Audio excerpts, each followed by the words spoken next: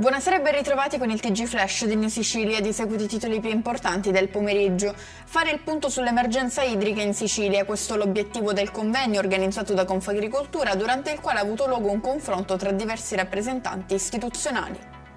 Parliamo ancora di crisi idrica, traffico bloccato a Caltanissetta a causa di una protesta con cui diversi cittadini hanno fatto presenti gravi ritardi nella distribuzione di acqua.